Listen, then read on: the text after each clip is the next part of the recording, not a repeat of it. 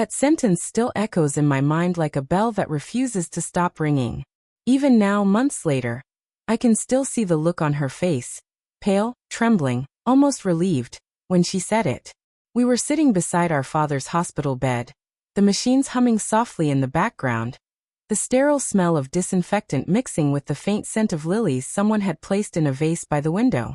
I remember the way the sunlight broke through the blinds and landed on his face, so still, so fragile, and for a moment, I thought time had stopped. My sister, Lila, had her hands folded tightly in her lap. I thought she was praying. But when she finally spoke, it wasn't a prayer that came out. It was a truth that shattered the world we both knew. "Maya," she whispered, not looking at me. "Dad wanted me to tell you before he goes. You're not his biological daughter." My body went cold. The sound of the heart monitor filled the silence between us, steady, indifferent. I remember staring at her lips, waiting for her to laugh, to take it back. But she didn't. She just sat there, eyes brimming, her voice trembling as if the weight of the words might crush her. That moment, that breath, split my life in two, before the truth and after it. Before all of this, our family looked perfect from the outside. My father, Edward Hale, was the kind of man people trusted, soft-spoken, dignified, the kind of man who always smelled faintly of cedarwood and old books. He built his business from nothing, a small construction company that grew into one of the most respected firms in our town. My mother passed away when I was 12, and from then on it was just Dad, Lila, and me. Lila was 2 years younger. She was always the more delicate one, gentle, artistic, the kind of girl who cried at commercials and painted her feelings in watercolors. I was more like our father, practical, grounded, the one who handled bills, meetings, even his medication in the last few years. We grew up in a house that smelled like coffee in the mornings and raindamp wood in the evenings. My father's study was always his sanctuary, shelves lined with leather-bound books, the soft ticking of the old brass clock he brought from his first office.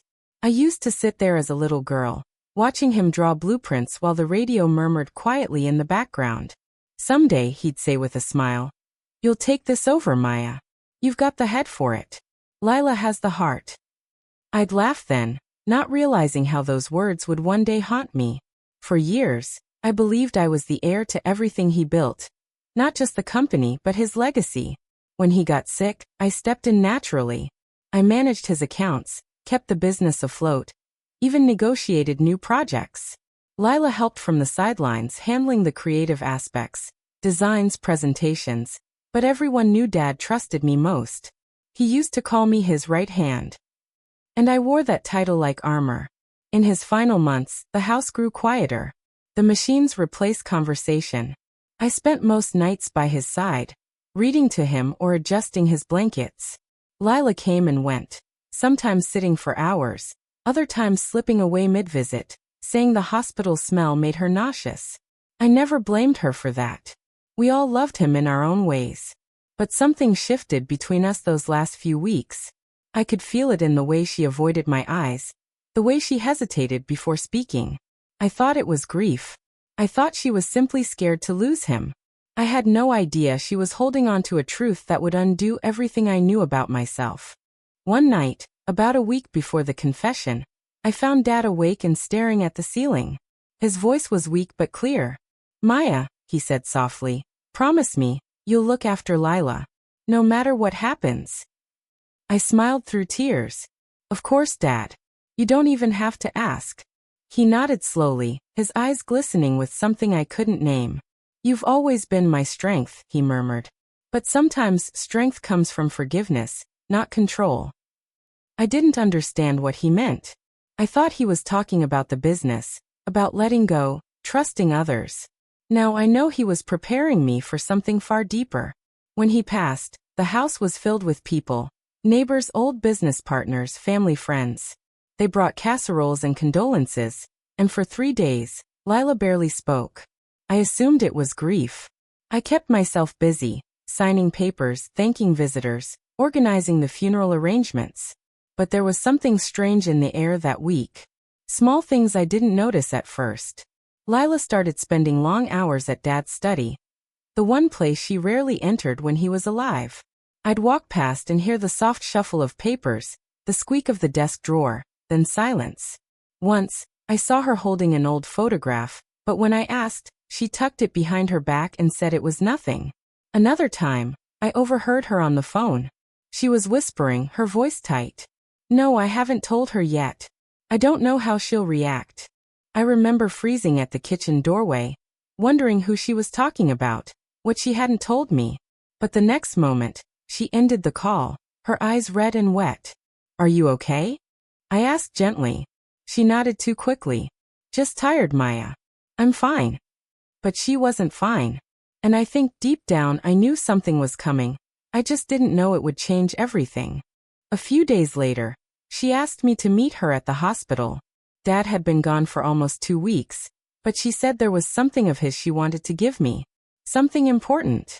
When I arrived, she was already there, sitting beside his empty bed. The lilies were wilted now, their scent sharp and sour. The blinds were half drawn, the light gray and cold. She didn't look up when I walked in. She just whispered, "Dad wanted you to know the truth before it's too late." Then came those words, soft, trembling, impossible. "You're not his biological daughter." For a moment, I didn't even breathe. The world seemed to tilt. My hands went numb, my heartbeat echoing in my ears. "What are you talking about?" I managed to say. "That's not funny, Lila." She shook her head, tears streaming down her cheeks. "It's not a joke, Maya. Dad found out years ago. You were switched at birth. He never told you because he didn't want to lose you." I stared at her, trying to make sense of the words. Switched at birth. My mind rejected it, like a body rejecting poison. But then she reached into her bag and pulled out a folder. Old documents, yellowed papers, and a letter in Dad's handwriting. "He wanted you to have this," she whispered. And as I unfolded that letter, I felt my entire life, every memory, every certainty, begin to unravel. The letter trembled in my hands as I read. My father's handwriting was familiar. The same looping script that signed every birthday card, every business check, every note he ever left me on the kitchen counter. "My dearest Maya," it began. "If you're reading this, it means I couldn't tell you myself. There's something you deserve to know, something that has weighed on my heart since the day I learned it." My throat tightened. Lila sat beside me, silent except for the sound of her quiet sobs. "When you were born," the letter continued, "your mother was in the same hospital as another young woman. There was confusion in the nursery, the kind of mistake that should never happen but sometimes does. The baby we brought home wasn't biologically ours. We didn't know it then. But years later, when you fell ill and needed a rare blood type, the truth began to surface." I remember gasping, my eyes darting to Lila. "This isn't real," I whispered. "This can't be real." "We had DNA tests done in secret," the letter went on. "The results confirmed what your mother and I feared. But by then, you were ours in every way that mattered. You were our daughter, our light. I couldn't bear to destroy that bond. So we chose to protect you from the truth." I felt the air leave my lungs. The words blurred as my eyes filled. The other child, our biological daughter, was raised by another family in the same town. Her name is Grace. I met her once years ago, when she came to apply for a job at my company. She didn't know who I was. I didn't tell her. But I watched her, and I saw your mother's smile in her eyes. I wanted to reach out, but I couldn't bring myself to hurt you or Lila. I stopped reading. My hands shook so badly I could barely hold the paper. "Grace," I murmured. "He met her." Lila nodded slowly. "He told me, before he died. He wanted to make things right, to tell you everything. But he was too weak. He made me promise I'd tell you after he was gone." I sank into the chair beside the bed. The world felt unsteady, unreal. "There's more," she whispered, sliding another envelope toward me. "He left you both instructions, about the inheritance." The second envelope was addressed to both of us. Inside was a legal letter, drafted by his lawyer. It explained that the estate was to be divided equally, but with one final note. In the event that Grace Hale, my biological daughter, can be found, she is to receive a rightful portion of the inheritance that would have been hers by birth. I felt my stomach twist. "Wait," I said, my voice cracking. "You mean, Lila nodded. Dad wanted to include her. He said it was only fair. Fair. That word stung like salt on an open wound. For 35 years I'd lived as his daughter. Loved him, cared for him, managed his life and business. Now suddenly I was what? A stranger? A mistake? I stood up, the letter crumpling in my fist. He should have told me, I whispered. He had all these years. Lila looked up at me, eyes swollen. He couldn't, Maya. He didn't want to lose you.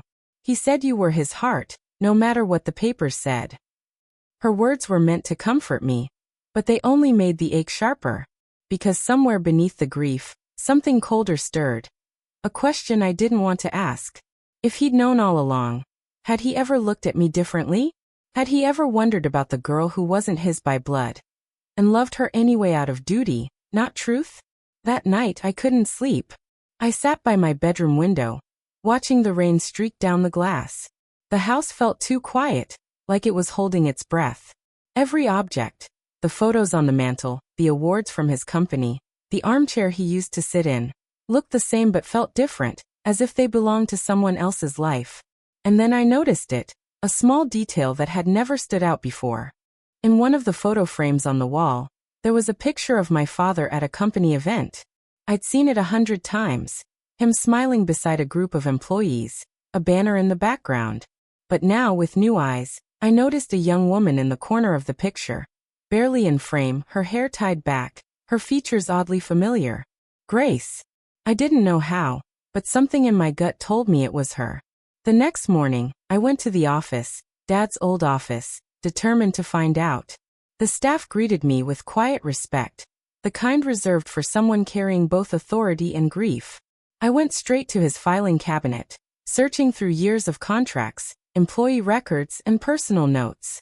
Then I found it, a personnel file marked Grace Langford.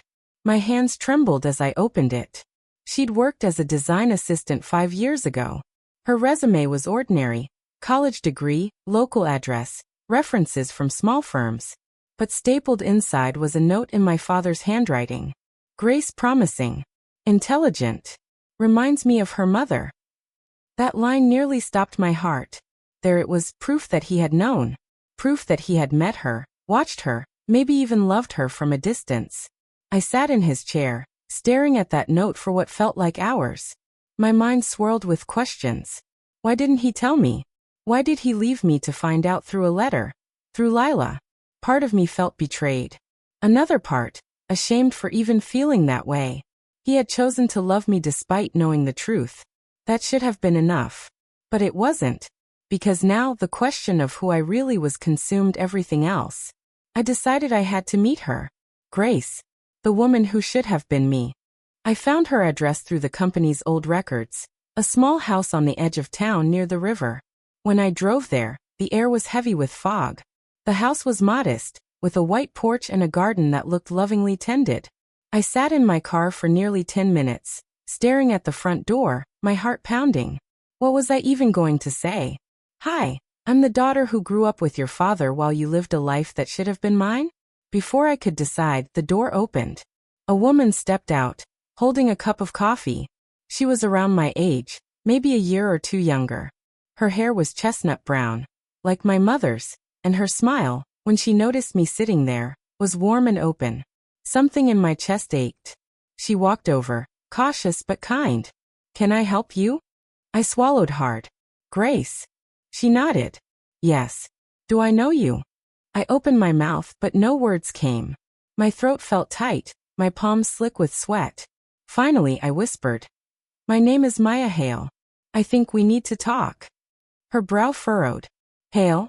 As in Edward Hale's company. I nodded slowly. The color drained from her face. Wait, are you saying? I took a deep breath, my heart hammering. I think, you were supposed to be his daughter. For a moment, Grace just stood there, frozen, her coffee trembling slightly in her hand. The air between us felt heavy, charged with disbelief. I could see her trying to process my words, her lips parting as if to speak, but no sound came. I felt my own voice shaking as I tried to continue. My father, Edward Hale. He passed away recently. He left a letter. It said that when we were born, There was a mix-up in the hospital. You were switched with me. Her eyes widened, searching my face as if trying to find a lie. That's not possible, she whispered. You must be mistaken. I wish I was, I said quietly. But there's proof. DNA tests, old hospital records. My father knew. He even met you once, when you worked for his company. Her expression faltered. She took a small step back. Wait, she murmured. I remember that interview. He was so kind to me. He asked strange questions about my family, my background. I thought he was just being friendly. Her voice broke. Are you saying he knew then? I nodded. He knew. He just couldn't tell either of us. Grace turned away, pressing her hand against her mouth. I could see her shoulders shaking, silent tears slipping through her fingers. All my life, she whispered. I wondered why I didn't look like my parents. They used to joke that I took after some distant aunt. I even asked once if I was adopted, but they laughed it off. And now you're telling me. She turned back to me, eyes full of hurt and confusion. That everything I knew about who I am was a mistake? I felt my own tears rising. I know how it feels, I said softly. Believe me, I know. We stood there in silence. Two strangers who were somehow the same, caught in a story that neither of us asked to live. After a long pause, Grace invited me inside. Her home was simple but warm. The smell of freshly baked bread and lavender filled the air. Family photos lined the hallway. Her with an older couple who I assumed were her parents, smiling in front of a Christmas tree. Her as a little girl holding a golden retriever. I stopped in front of one photo, a close-up of her father. He had kind eyes, though tired, and something about his expression felt familiar. Grace noticed my stare. He passed 2 years ago, she said softly. He was a good man. He worked at the mill most of his life. Mom's still around. She's at the community center right now. I nodded, trying to find words. He must have loved you very much. She smiled faintly. He did. I was his pride. If he knew the truth, I think it would have broken him. We sat at her kitchen table. 2 cups of tea between us, steam curling into the silence. So, what happens now? She finally asked. I hesitated. My father's will included you. He wanted you to have a part of his estate. He wrote that it was only fair. Her brow furrowed. I don't want his money. It's not about money, I said quickly. It's about what's right. She looked at me for a long moment, then shook her head. I didn't grow up with him. You did. You were his daughter in every way that matters. But I couldn't accept that. Not after everything. Grace, he was your father by blood. That matters too. She looked down at her hands, twisting the edge of a napkin. I don't even know what to feel. Angry? Sad? Grateful? I feel like my whole life just cracked open. I know, I whispered. Me too. That night, I drove home in silence. The road blurred through my tears. I thought of my father, of every bedtime story, every proud smile, every moment I thought was built on truth. And then I thought of Grace, living a completely different life, never knowing she'd been robbed of another one. When I got home, I found Lila waiting in the living room. Her eyes were red, her expression nervous. You saw her, didn't you? She asked quietly. I nodded. Yes. Grace. She's real. Lila looked down, wringing her hands. I didn't know how to tell you, Maya. Dad made me promise. Promise to do what? I snapped, the exhaustion cracking through my voice. To keep his secret? To drop this bomb on me after he's gone. She flinched. He was scared, Maya. He didn't want to hurt you. Well, he did. My voice rose, trembling. You both did. Tears filled her eyes. Don't say that. I never wanted this. You're my sister. Am I? I asked bitterly. Because now I don't even know who I am. The words hung between us, cruel and raw. She turned away, sobbing quietly. After a moment, I sank into the chair beside her. The anger faded, replaced by exhaustion. I'm sorry, I murmured. I just don't know how to process this. Lila nodded, wiping her tears. Me neither. But Dad wanted us to stay together. He said love makes a family, not blood. I looked at her, her face so much like my own. though suddenly I wondered if it really was. Do you believe that? I asked. She hesitated, then whispered, I want to. In the following weeks, the truth began to ripple through our lives like a quiet storm. The lawyer called to arrange the estate division, and Grace's name appeared in the documents. The staff at my father's company began whispering. Rumors spread faster than sense. Some pitied me. Others questioned everything. My role, my position, my name. I could feel their eyes when I entered the office, hear their whispers fade when I passed by. That's her. The one who wasn't really his daughter. I told myself it didn't matter, that I'd earned my place. But late at night, I'd find myself standing in front of the mirror, tracing the lines of my face, wondering whose features I really carried. One evening, Lila and I sat together in the study, the same one where Dad used to read by the fireplace. The air smelled faintly of dust and old paper. I found something, she said quietly, handing me a small, sealed envelope. It was in his desk. It's addressed to both of us. I opened it carefully. Inside was a short note in Dad's familiar handwriting. My girls, I know this truth will hurt you both. I wish I'd been brave enough to tell you sooner. But remember this. Blood makes you related. Love makes you family. Maya, you were the daughter of my heart. Lila, you were her sister in spirit. Grace deserves to know the truth, but don't let it destroy what we built together. Love always, Dad. I felt the tears fall before I even realized I was crying. Lila reached over and took my hand. For the first time since his death, we didn't argue.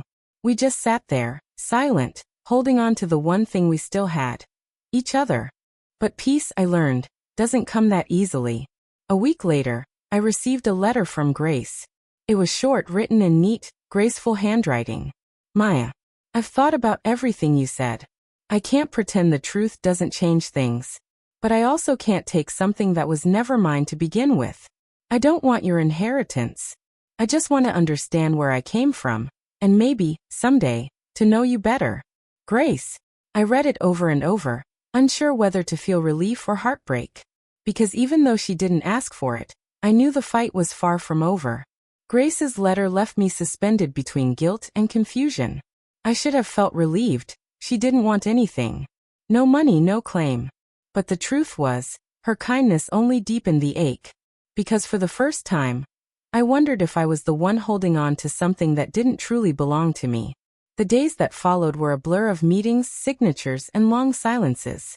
The lawyer, Mr. Ellsworth, called me into his office to finalize the estate. His voice was careful, his tone almost apologetic. Maya, he said, adjusting his glasses. Your father was clear about his wishes. Half of his assets were to go to you and Lila equally. The remaining portion, reserved for Grace, should she wish to claim it. I sighed. She doesn't want it. He nodded slowly. Yes, she sent me a written statement. But legally, I'm still obligated to make the offer. If she changes her mind, she has the right to claim it within 5 years. 5 years. 5 years of uncertainty. I stared at the pen in my hand, the ink smudging slightly where my fingers trembled. So even in death he made sure the secret wouldn't stay buried. Mr. Ellsworth gave me a sympathetic smile. He believed truth was a kind of justice, Maya. Even if it comes late. Justice. That word again, so clean, so rational. But it didn't feel that way. Not when the truth had cut through everything I believed about myself. When I returned home, the house felt emptier than ever. Lila was in the kitchen, stirring tea, her eyes distant. You look tired, she said softly. I am. I set my bag down. The lawyer finished the paperwork. It's all done now. She hesitated, then asked, and Grace? She's walking away, I said. She doesn't want any of it. Lila looked down, her lips pressed into a thin line. Maybe that's for the best. Is it? I asked. Because I keep thinking, if I were her, I wouldn't be able to just walk away. I'd want answers. I'd want to know why. She turned to face me, her expression pained. Maya, you can't fix everything. Some things are just broken. Her words landed harder than she probably meant. Broken. Was that what we were now? A broken family built on a borrowed life. A few days later, the town began to whisper. It started with one of Dad's former partners, who came to visit me about a project. He was polite, but his tone carried something sharper underneath. I heard about the situation, he said, clearing his throat. Must have been quite a shock. I forced a smile. People like to talk. Yes, well, he continued. You know how small towns are. Word gets around. Some are saying the business might not be as stable under the new circumstances. I felt the sting of humiliation rise in my chest. The business is fine. I've been running it for years. He gave a small nod but didn't meet my eyes. Of course. Still, investors can get nervous about reputation. You understand. And just like that, I understood what he really meant. They didn't see me as his daughter anymore. Not in name, not in blood. To them, I was a placeholder. That night, I went to my father's office, the one I had tried to avoid since the funeral. It still smelled faintly of his aftershave and old paper. His glasses rested on the desk, beside an unfinished note. For the first time, I allowed myself to cry, not out of anger but loss. Loss of identity. Loss of certainty. Loss of the quiet pride I'd once felt carrying his name. I sat there for hours, replaying every moment. His smile, his voice, the way he used to say, "You're my girl, Maya." Always. Did he mean it, even after he knew? Or was it just a kindness he carried until the end? A week later, I received a call I wasn't expecting. Maya? It's Grace. Her voice was steady, but I could hear something fragile beneath it. I've been thinking, she said, about everything. I think I need to see where I come from, the house, the business, all of it. Would you show me? For a moment, I didn't answer. My heart raced. Part of me wanted to say no, to protect what little I had left. But another part, the one my father had raised, knew I couldn't shut her out. Of course, I said finally. Come by tomorrow. When Grace arrived the next morning, Lila was already there. The three of us stood in awkward silence in the foyer, surrounded by the echoes of our childhood. Grace's eyes moved across the photos on the wall. Birthdays, graduations, family dinners. She stopped at one where my father stood between Lila and me. His arms draped over our shoulders, his smile wide and full. He looks so happy, she said softly. It's strange to see him and know I never got to call him Dad. Lila swallowed hard. He would have loved you, Grace. He already did. Grace turned toward her. I can see that. But it's still strange. Like looking at a life that almost belonged to me. Her honesty cut through me. Not because it was cruel, but because it was true. We spent the morning walking through the rooms. I showed her Dad's study, his awards, even the garden he tended every Sunday morning. She touched everything gently, reverently, as if trying to absorb the memories secondhand. At one point, she paused by the window overlooking the backyard. I used to dream about living in a house like this, she said. When I was little, I'd imagine my parents were rich, and that someday they'd come find me. I tried to smile, but my throat tightened. Looks like you dreamed the truth. She laughed softly, though her eyes glistened. Maybe. But sometimes the truth doesn't feel like a gift. That evening after she left, Lila and I sat outside on the porch, the air warm and heavy with the scent of jasmine. She's kind, Lila said quietly. Kinder than I expected. She is, I agreed. And that makes it harder. We sat in silence for a while listening to the crickets. Do you think Dad was right? She asked suddenly. That love makes a family, not blood? I looked up at the stars, the faint hum of memory in my chest. I want to believe that. But love doesn't erase the truth, Lila. It just teaches us how to live with it. Later that night, I received another email, this time from the company's board. They were calling a meeting. Some members had raised concerns about the leadership transition. It was happening, the consequence I'd been dreading. My name, my role, my blood. All of it under scrutiny. As I closed the laptop, I whispered into the darkness. You left me this legacy, Dad. But how do I carry it when I'm no longer your heir? The question hung there, unanswered, as heavy and silent as the night itself. The boardroom was colder than usual, or maybe it was just me.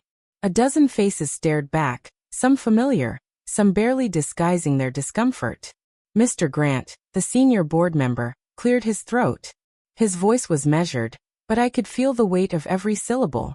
Maya, he began. We appreciate your leadership through a challenging time. However, recent developments regarding Mr. Carter's personal affairs have raised questions about the company's structure. I forced a polite smile. You mean my father's affair? The room shifted. No one wanted to say it, but the truth had already poisoned the air. We understand this is sensitive, Grant continued. But shareholders are concerned.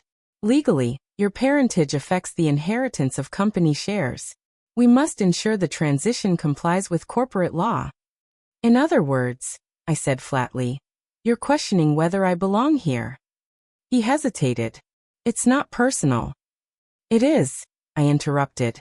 It's entirely personal. You've all known me since I was 22. I've worked beside you, built this company's reputation, saved it from 2 financial crises, and now you want to talk about bloodlines. A few heads lowered. Others looked away. Mr. Grant folded his hands. It's not about your work, Maya. But investors talk. They associate the Carter name with stability. If that name is complicated, it affects perception. Perception. A polite word for shame. When the meeting ended, I walked out of the building feeling stripped of everything I'd built. The world outside went on. Cars passing, people laughing, life continuing, while mine quietly fractured. I drove home in silence, gripping the steering wheel so tightly my knuckles turned white. When I reached the driveway, Grace was there, waiting by the porch, holding a small box. I didn't mean to intrude, she said quickly, but I found something. It's yours. I think. I blinked, confused. What is it? She opened the box to reveal a faded photograph, 3 children at a park. My father sat on a bench, smiling, holding a toddler between 2 little girls, Lila and me. And the child between us was Grace. My breath caught. How did you get this? Mom gave it to me, she said softly. She said he used to visit when I was little. Before he stopped. I think he tried to be part of both our lives, for as long as he could. The realization hit me like a wave, the quiet guilt he must have carried all those years. The double life, the secret, the love divided in silence. I looked down at the picture again. He wanted to keep us all. Grace nodded. He couldn't. But he tried. That night, the 3 of us, Grace, Lila, and I, sat together for the first time without tension. The old family photos lay spread across the table, like puzzle pieces of a truth too big for one lifetime. Lila poured tea, her hands shaking just slightly. Do you ever think, she began, that maybe Dad didn't tell us because he was protecting us? Grace looked up. Or maybe he didn't tell us because he was protecting himself. The silence that followed was heavy but honest. I don't know what hurts more, I said finally. That he lied, or that I understand why he did. A week later, a journalist from a business magazine called. She wanted a statement, my statement, about the Carter legacy scandal. Our readers are fascinated by your story, she said. 2 daughters, 1 secret heir. It's like something out of a novel. Would you care to comment? I almost hung up. But then I stopped. Maybe silence wasn't the answer anymore. No, I said. But I'll send you a letter. The truth, my version of it. That night, I sat at my desk and began to write. My father's greatest lesson wasn't about success or wealth. It was about the fragility of truth. He taught me that love can be both selfish and pure. That the heart doesn't follow laws or bloodlines. I don't know if I was ever truly his daughter in the way the world defines it. But I know I was loved, raised, and shaped by him. And that's what makes me who I am. I ended the letter there, not for the world's approval, but for peace. When the article came out, it surprised everyone. The headline read, "It wasn't scandalous. It was quiet, human, sincere." And somehow it worked. The board reached out days later. They couldn't legally strip me of my position, not without cause. And public sympathy had shifted in my favor. Grace's grace, her refusal to fight, her dignity, had softened the narrative. A month later, we held a small gathering at the family home. Not a memorial, not a reconciliation, something in between. Neighbors came, friends too. And when I introduced Grace to everyone, I said something that made my throat tighten. This is my sister, Grace Carter. She froze for a second, then smiled. The words felt heavy and right at the same time. As the evening faded, I stood alone by the window, watching the last of the guests leave. Grace joined me quietly. "You didn't have to say that," she said softly. "I wanted to," I replied. "Because it's true." She looked down, smiling through tears. "He'd be proud of you, you know." "Maybe," I said. "Or maybe he'd just be relieved we found each other." Grace nodded. "That's enough." The next morning, I went back to the office. The nameplate on my door still read Maya Carter, CEO. But now, I didn't see it as something inherited. It was something earned. And as I sat down, I placed the old photograph, the three of us with Dad, beside my computer. After everything, Grace decided to stay in town. She found a small cottage near the lake, the kind of place Dad used to sketch when he wanted to escape the noise.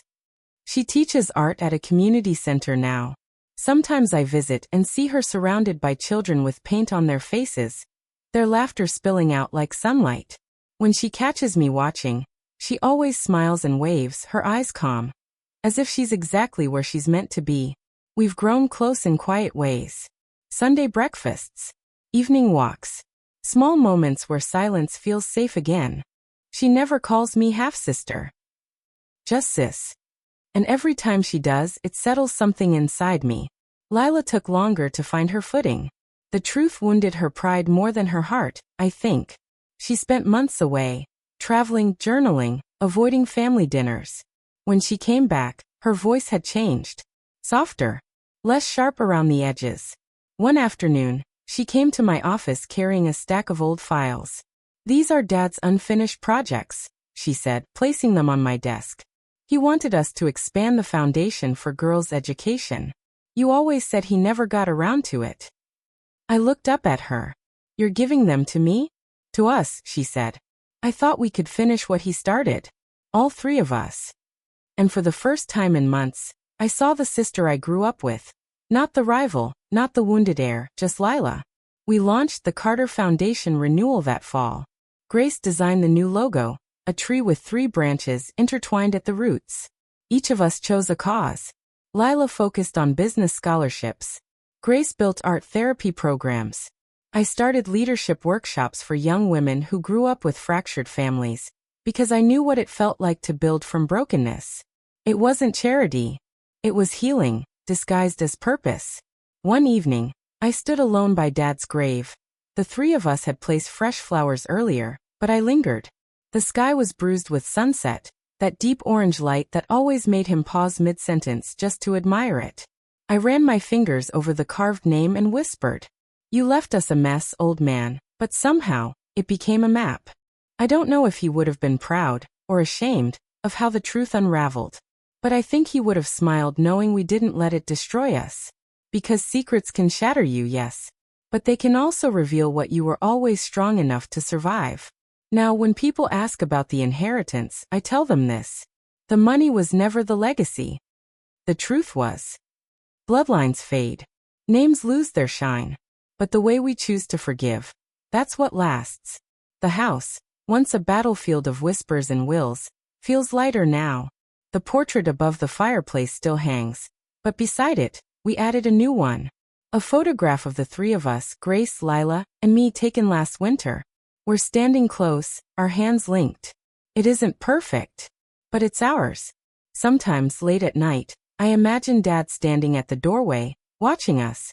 Not as a man who lied, but as a man who tried. Who loved too much, perhaps, and too quietly. And I think, maybe love isn't about belonging by blood or by birth. Maybe it's about staying. Even when the truth changes everything. When I close my eyes now, I hear that same voice I once hated for its silence, whispering the lesson that took me 38 years to understand. Family isn't who you're born to. It's who you choose to stand beside when the truth finally arrives. If you were in my place, and discovered you weren't your father's real heir, yet loved him all the same, would you fight for what's rightfully yours? Or choose peace, even if it meant letting go of what you thought you deserved? Tell me in the comments. I'm listening. And if my story reminded you that truth can hurt but also heal, don't forget to subscribe. Because on Voices of Auntie May, every secret has a soul. And every heartbreak a lesson.